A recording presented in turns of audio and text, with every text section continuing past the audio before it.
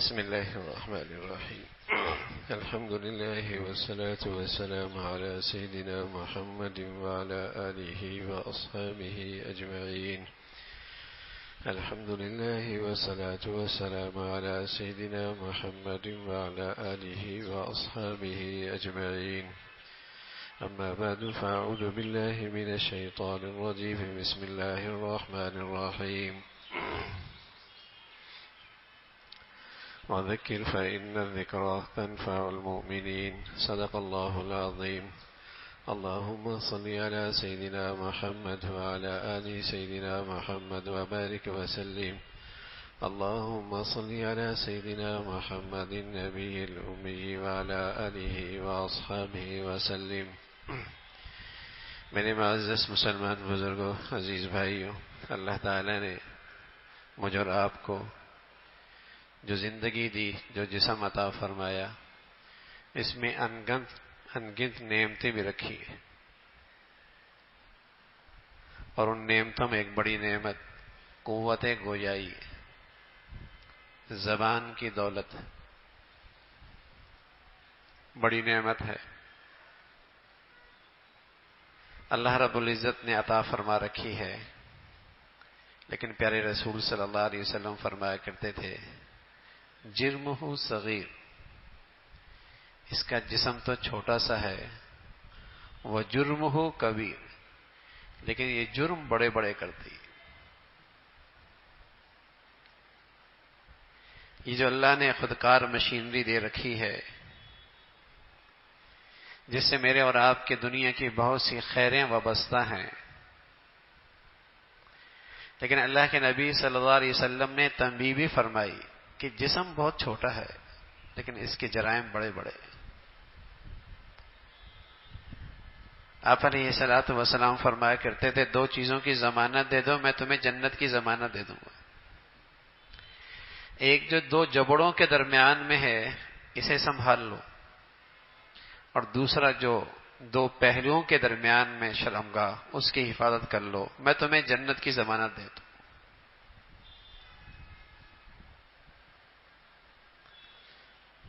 تو پیارے رسول صلی اللہ علیہ وسلم نے اپنی امت کو تلقین فرمائی، نصیحت فرمائی، تنبیہ فرمائی، زبان ہے، تولو پھر بولو، محتاط رہو، احتیاط سے استعمال کرو۔ امام ابو حنیفہ رحمۃ اللہ علیہ ایک انگوٹھی پہنا کرتے تھے، اس پہ ایک جملہ نقش ہوا کرتا تھا، کل الخیر والا فصمت، نیک بات کرو ورنہ خاموش رہو۔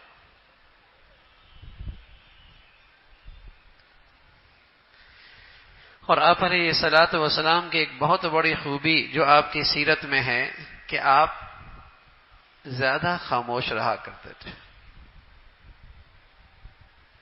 اس امت کے سب سے بڑے آدمی حضرت ابو بکر رضی اللہ عنہ، اور رسول اللہ صلی اللہ علیہ وسلم فرمایا کرتے تھے، لو وزن ایمان و ابی بکر مع سائر امہ لرجح ایمان و ابی بکر، ایک طرف ساری امت کا ایمان رکھ دو اور دوسرے ترازو میں اکیلے صدیق کا ایمان رکھ دو تو صدیق کا ایمان سب پہ بھاری ہو جائے گا۔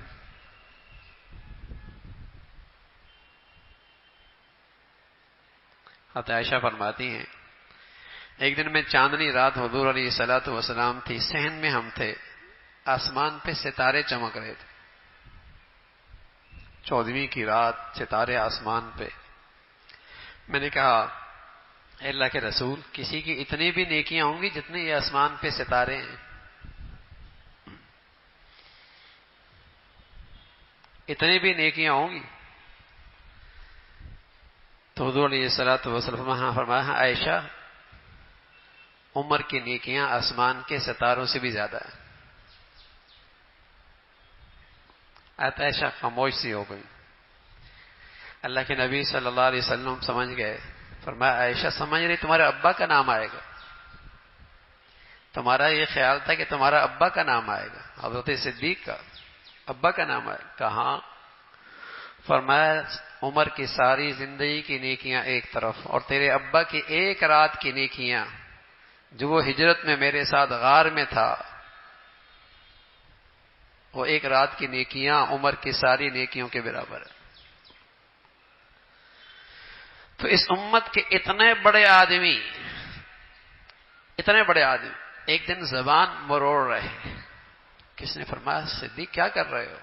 کہا ان ھذا اوردنی الموارد، اس نے تو مجھے بہت سی ہلاکتوں میں مبتلا کیا.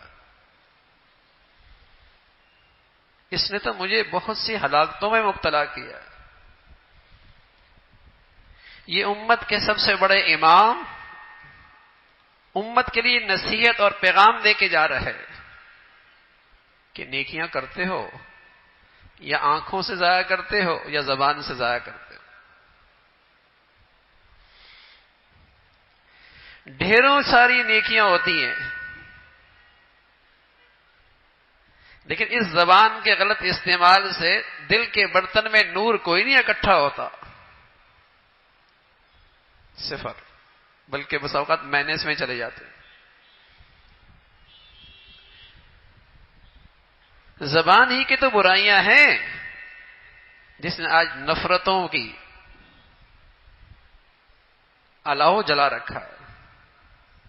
زبان جھوٹ تو ہے، سب جانتے ہیں غلط ہے، غیبت بھی جانتے ہیں غلط ہے، گانا بجانا بھی زبان کا گناہ ہے، بہتان ترازی بھی ہے، جانتے بھی ہیں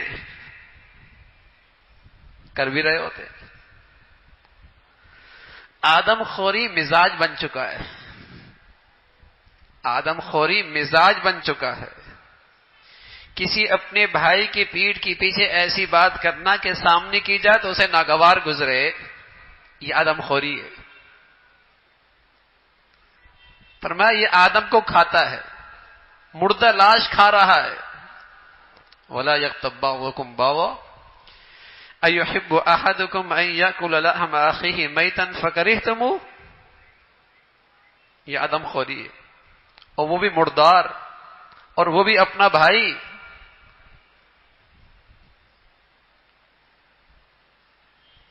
کوئی محفل، کوئی مجلس، کوئی نشست، کہیں اٹھنا بیٹھنا،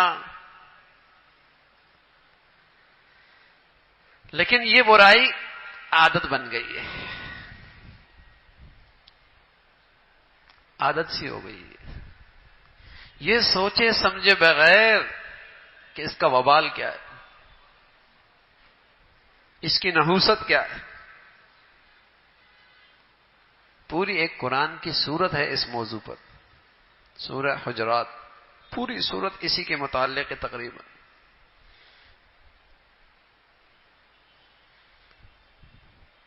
کہیں کسی کا مذاق اڑایا جا رہا، کہیں کسی کو غلط ناموں سے پکایا جا رہا، کہیں کسی کی غیبت کی جا رہی،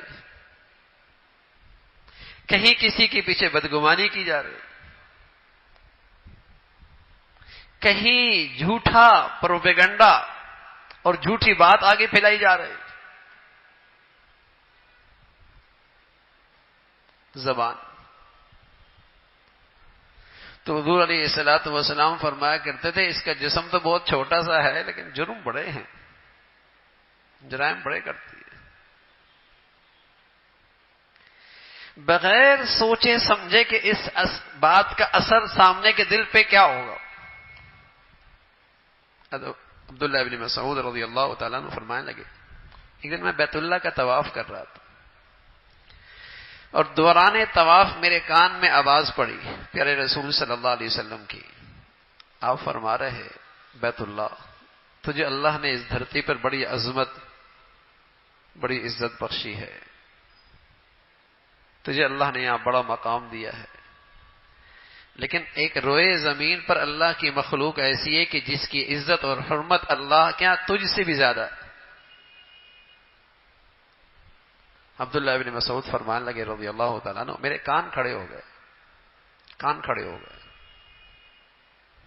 میں نے کہا یا رسول اللہ کون؟ فرمایا بندہ مومن، ایک ایمان والا، ایک مسلمان، اس کی عزت اور حرمت اللہ کے ہاں بیت اللہ سے بھی زیادہ ہے. کوئی بدقسمت آدمی بیت اللہ کو ڈھانے نکلے تو ایک مسلمان اسے کس نظر سے دیکھے گا؟ اور اس کے لیے دل میں کیا جذبات رکھے گا، اور رکھنے بھی چاہیے. لیکن ہماری عملی زندگی میں ہم خود بیت اللہ کو کتنی بار ڈھا رہے ہوتے ہیں. زبان بغیر سوچے سمجھے کہ سامنے والی کی عزت نفس کیسے میں نے مجروح کی، کہہ دیا جملہ. حالانکہ یہ عزت نفس ہر شخص کا حق ہے جو وہ ماں کے پیٹ سے لے کے آیا، چاہے وہ غریب ہے چاہے وہ امیر ہے، چاہے وہ چھوٹا ہے چاہے وہ بڑا ہے. عزت نفس ہر آدمی اپنی ماں کے پیٹ سے اپنا حق لے کے آیا ہے. لیکن آپ نے زبان سے کہہ دیا اور تانا دے دیا اور اس کی عزت نفس مجروح کر دی. لیکن ساتھ ساتھ آپ نے اس کے دل میں نفرت کا تخم بھی بو دیا، نفرت کا بیج بھی ڈال دیا، اور کبھی اس کا ریئیکشن بھی آئے گا. یہ تو دنیاوی نقصان ہے، اور آخرت کا نقصان تو ہے ہی.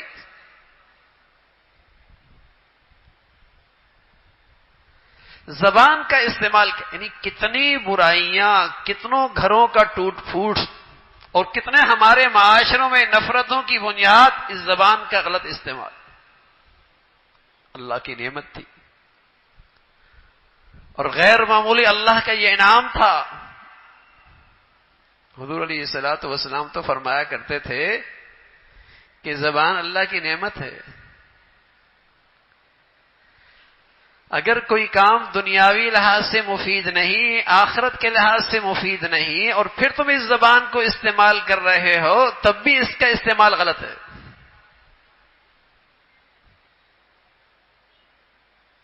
دنیاوی لحاظ سے مفید بات نہیں، آخرت کے لحاظ سے فائدہ کوئی نہیں، پھر بھی استعمال اچھا نہیں.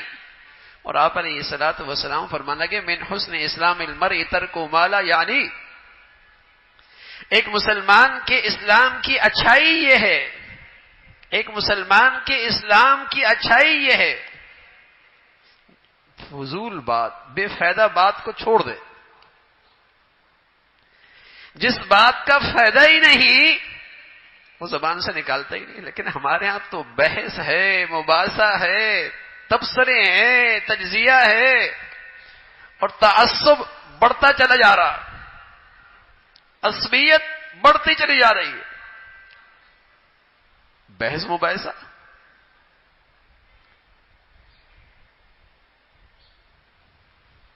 اور اسی سے نفرت پیدا ہو رہی ہوتی، جھگڑے وجود میں آ رہے ہوتے. زبان بے احتیاطی.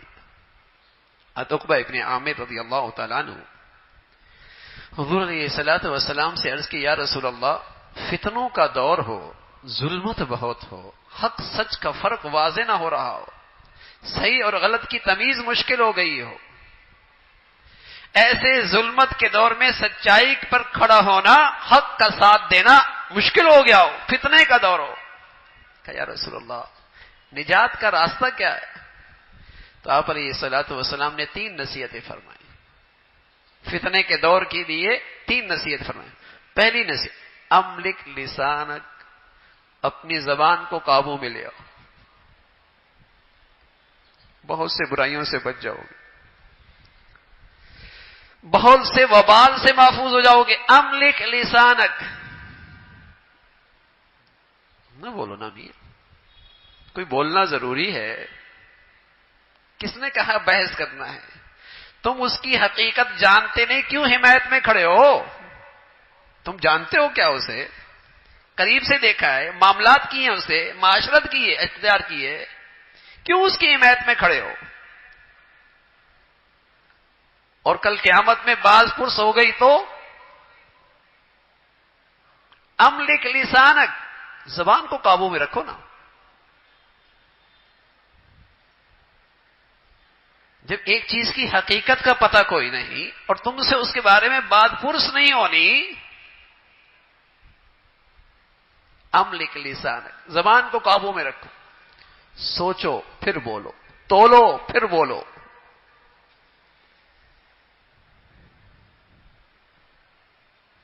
ان جاءکم فاسق بنبأ، کوئی فاسق فاجر آدمی تمہیں کوئی بات بتائے اعتماد نہ کرو. فاسق فاجر آدمی کی طرف سے تمہارے پاس بات آئے آگے مت پھیلاؤ.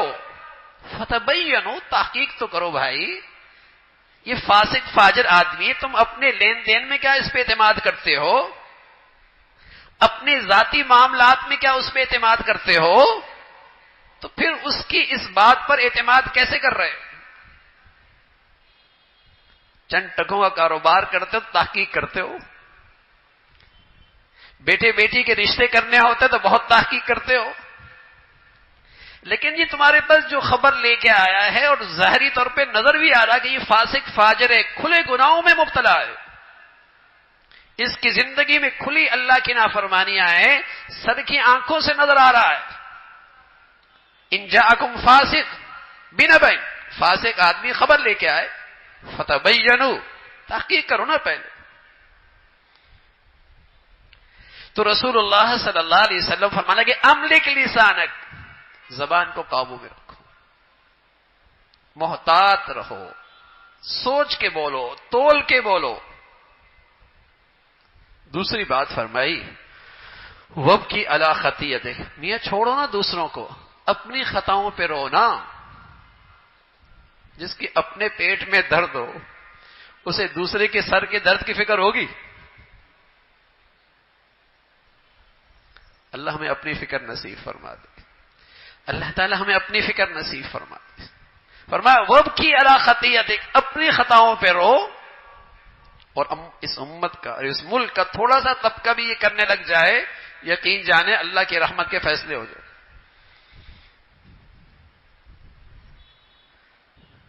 اپنی خطاؤں پہ رونا، اللہ کی طرف رجوع ہونا.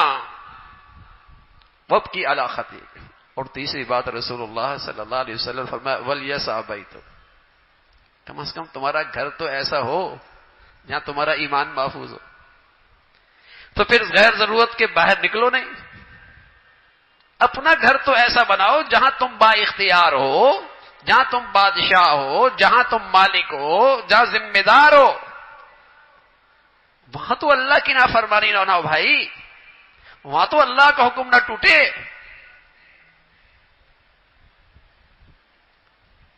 اپنے گھر میں قرار پکڑو.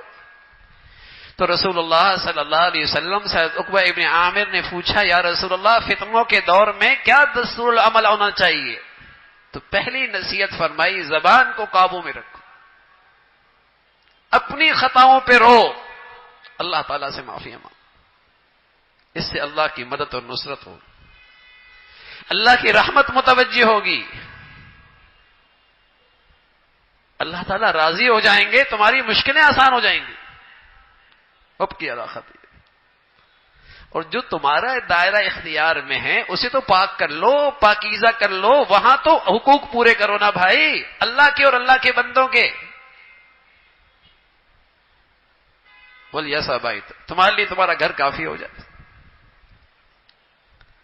تو زبان اللہ کی نعمت ہے میرے عزیزو، اور اس نعمت کا حق ہے، اس نعمت کی قدردانی ہے، اس نعمت کی احسان شناسی ہے، اس نعمت کی شکر گزاری ہے کہ اس زبان سے اللہ کو ناراض نہ کیا جائے، اور اس سے ہمیشہ خیر کی بات، نیکی کی بات، اچھائی کی بات، محبت کی بات، اتفاق کی بات، اللہ کی رضا کی بات کہی جائے.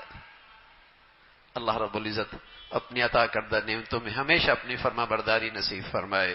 وآخر دعوانا الحمدللہ رب العالمین.